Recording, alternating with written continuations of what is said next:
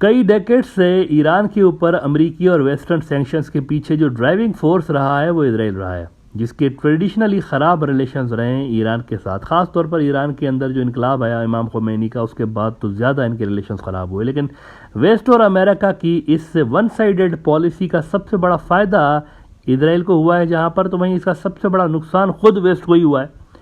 इतने सारे अरसे में ईरान के स्ट्रॉन्ग टाइज डेवलप होते रहे चाइना और रशिया के साथ। अमेरिका ने तो कोई उनके सामने दरवाज़ा खोला ही नहीं ना, वो तो बंद करके बैठे रहे। तो नेचुरली उन्होंने दूसरी साइड पे जाना था, चाइना और रशिया वो जो साइड है, तो वो उधर गए हैं। ईरानी इतने अरसे से, इतने डेकेड से उनके साथ उनके स्ट्रेटेजिक टाइज बनते रहे। और साथ ही अमेरिका और वेस्टर्न ब्लॉक जो है ये मिडल ईस्ट के इस इतने अहम मुल्क ईरान से इररिलेवेंट होते गए स्ट्रेटेजिकली। इस वक्त ग्राउंड रियलिटी ये है कि अमेरिका क्या सोचता है या वेस्ट क्या सोचता है, इससे ईरानी हुकूमत को कोई फ़र्क नहीं पड़ता। और इस वक्त ईरान और रूस के टाइज दुनिया के सामने हैं कि वेस्ट अगर यूक्रेन को वेपन्स दे रहा है तो ईरानी जो है वो मिसाइल और ड्रोन्स दिए जा रहे हैं रशिया को। यूरेशियन टाइम्स ने कल रिपोर्ट किया है कि Russia has deployed second batch of Iranian suicide drones as its missiles stockpiles are depleting Ukraine ने इल्ज़ाम लगाया है कि ईरानी ड्रोन्स आ गए।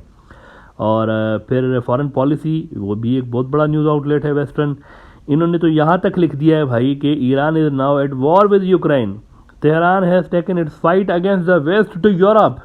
ईरान ने ये जो जंग उनके ऊपर मुसल्लत की गई इन्होंने, तो ये तो वेस्ट के अंदर लेकर चला गया ईरान, उनसे वहाँ पे लड़ रहा है। ये लेवल है ईरान और रशिया की स्ट्रेटेजिक पार्टनरशिप का। रूस की जंग ईरान की जंग बन चुकी है और इस वजह से CIA और मोसाद वहाँ आपको ईरान के अंदर फिर देखें रिजीम चेंज की कितनी ज़्यादा अटैम्प्ट्स करते हुए नज़र आ रहे हैं। रिसेंट जो बहुत ज़्यादा प्रोटेस्ट हुए हैं वहाँ पर इस्लामी हुकूमत के ख़िलाफ़, ये भी वेस्टर्न फंडेड हैं। वहाँ एक इजरायली और वेस्टर्न पिट्ठू सरकार लाने की वो ख्वाहिशमंद है सारे के सारे जो हैं। जबकि रूस ईरान के साथ किस लेवल के ताल्लुकात रखे हुए, इसका अंदाज़ा आप पुतिन की इससे 2 दिन पहले वाली स्पीच से लगा लें, which I am going to share with you right now. आप देखें कि इसमें पुतिन कह क्या रहा है वेस्ट वालों को कि इनकी कोई लिमिट ही नहीं है। इन्होंने जनरल कासिम सुलेमानी को मारा जो कि ईरानी जनरल था, और पुतिन ने कहा कि आप कासिम सुलेमानी को पसंद करें या ना करें, लेकिन था तो वो एक मुल्क का टॉप ऑफिशियल ना, तो उसको आपने कैसे किसी तीसरे मुल्क के अंदर यूं मार दिया इस तरह से? ये कोई तरीके हैं? पुतिन ने बड़े सख्त सवाल किए हैं इनसे, वेस्ट वालों से। कहते हैं बातें तो बड़ी बड़ी करते हैं लेकिन इनका कोई तरीका ही नहीं है। ये किसी टॉप ऑफिशियल, किसी ऑफिशियल को, कोई मतलब गली मोहल्ले का बंदा नहीं है, कोई टेररिस्ट वेररिस्ट कुछ भी नहीं, ये टॉप ऑफिशियल है किसी मुल्क का, उसको आपने मार दिया ऐसे ही। आप ज़रा पुतिन की ये स्पीच सुने, ये छोटा सा टुकड़ा मैं शेयर करता हूँ कि वो किस तरह से ईरान को डिफेंड कर रहा है पुतिन। Не стесняются ничего.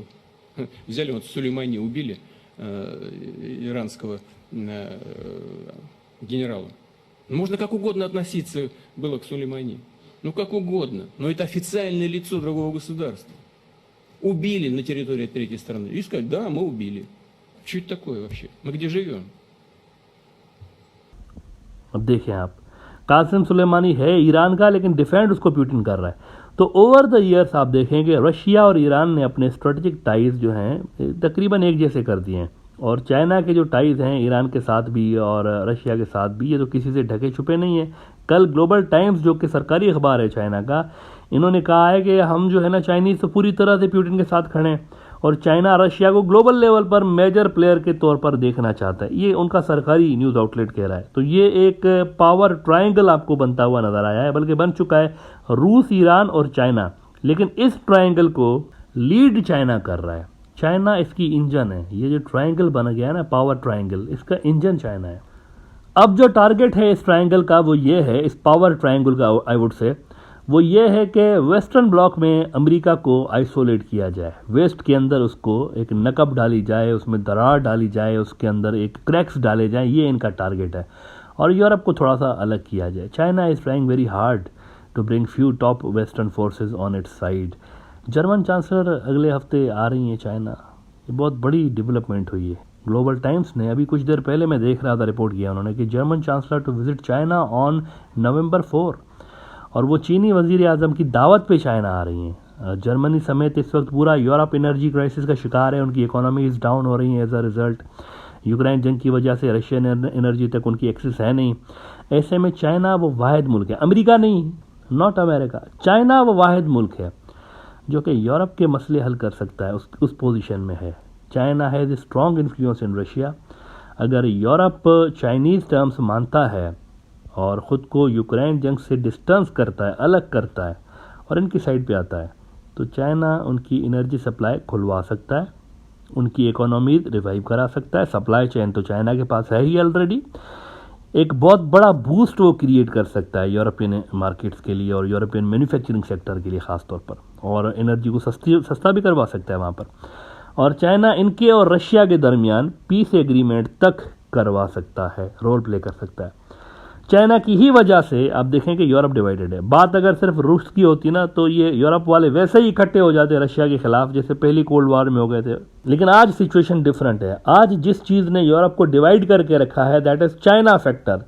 कल top western news outlet Wall Street Journal में यही खबर लगी है कि Germany France divided over energy crisis and China. Rift emerges between German chancellor Olaf Scholz and French president Macron. Europe के सबसे बड़े प्लेयर्स हैं दोनों, आपस में ही ये एग्री नहीं कर रहे, जर्मनी और फ्रांस। तो दरारें इनके दरमियान पैदा हो गई हैं। अमेरिका के यूरोपीय इत्तेहादी सबसे बड़े यही हैं। सिर्फ इस डिवीजन का वाइड होना बाकी है, मतलब दरारें क्रैक्स हैं लेकिन ये वाइड होंगे अब। आई फील ये वो ब्लॉक है रूस, चाइना और ईरान का जिसकी यूरोप और मिडल ईस्ट से लेकर एशिया तक शेयर्ड इंटरेस्ट है मुकम्मल तौर पर। पाकिस्तान को मैं इसमें इसलिए कंसीडर नहीं करता इस ब्लॉक के अंदर फ़िलहाल, क्योंकि अनलाइक ईरान, पाकिस्तान के अंदर आज भी अफ़गानिस्तान में बुरी तरह से पिटने के बावजूद अमेरिका का असर है। हालांकि ये चाइनीज़ असर से कम है पाकिस्तान में, लेकिन है तो सही अमेरिका का भी असर वहाँ पे। और ये भी फैक्ट है कि अमेरिका और पाकिस्तान के जो स्ट्रेटजिक इंटरेस्ट हैं ये सेम नहीं है, अलग अलग हैं। ईरान अलग चीज़ है भाई, पाकिस्तान अलग चीज़ है, ईरान अलग चीज़ है। ईरान के अंदर कोई आपको इतना बड़ा उनका असर नज़र नहीं आता अमेरिकियों का। इनके फॉरेन रिलेशंस में कंसिस्टेंसी मिलती है आपको। अगर चाइना यूरोप के कुछ बड़े मुल्कों सच एज जर्मनी और दीगर जो हैं इनको एटलीस्ट न्यूट्रल भी कर लेते हैं ना, चाइनीज़ और ये रशियंस और ईरानी, इनको अगर न्यूट्रल भी कर देते हैं ना अवे फ्रॉम यूनाइटेड स्टेट्स, तो इस पावर ट्रायंगल के लिए बहुत कुछ होगा गेन करने के लिए उस न्यूट्रल होने से। ये जो जर्मनी अगर न्यूट्रल हो जाता है ना तो भी बहुत बड़ा सेटबैक होगा अमेरिका के लिए। एक बड़ा चैलेंज मिडल ईस्ट के अंदर इस पावर ट्रायंगल के लिए ये ज़रूर होगा कि they need to balance Saudi and Iran ties. Saudi के खुद के साथ तो देखें रशिया और चाइना के एग्जाम्पलरी टाइज हैं। अभी आपने देखा कि अमेरिकन ने इतना उनके ऊपर, सऊदीज़ के ऊपर दबाव डाला कि आप रशिया के ख़िलाफ़ जाएं और प्रोडक्शन बढ़ाएं ऑयल की और ये सब कुछ करें, लेकिन सऊदी ने नहीं किया। सऊदी ने वही किया जो कि शेयर्ड इंटरेस्ट थे उनके रशिया के साथ। तो इससे साफ जाहिर हो रहा है कि रशिया और चाइना के अंदर बड़े ज़बरदस्त उनके टाइज़ हैं, सऊदी वालों को भी। लेकिन इनको और ईरानियों को बैलेंस करना ये जो है वो बहुत बड़ा चैलेंज होगा रशिया और चाइना के लिए। लेकिन अभी तक वो दोनों को बिल्कुल एक साथ लेकर चल रहे हैं और इन दोनों के दरमियान अगर टाइज़ जो है वो नॉर्मलाइज हो जाते हैं ईरान और सऊदीज़ के दरमियान, तो ये मेरे ख्याल से अमेरिका के लिए अगेन एक सेटबैक होगा। क्योंकि अभी तक देखें वो सऊदी को ईरान का डर दिखा दिखा के वेपन्स बेचते रहे हैं अमेरिकन। अच्छा, बाय द वे वेपन्स से मुझे याद आया एक और भी बहुत बड़ी खबर ये आ रही है कि चाइना की मदद से सऊदी के लिए कहा जा रहा है, वेस्टर्न मीडिया क्लेम कर रहा है कि ये बैलिस्टिक मिसाइल्स और ये सारी चीज़ें बना रहे हैं। सऊदीज़ जो है वो बड़े सोफिस्टिकेटेड किस्म के वेपन्स बनाने लगा है with the help of China. तो वहाँ डिफेंस के सेक्टर में भी सुनने में आ रहा है, ऐसा वेस्टर्न मीडिया कोट कर रहा है कि चाइना रिप्लेस करता जा रहा है तेज़ी के साथ अमेरिका को।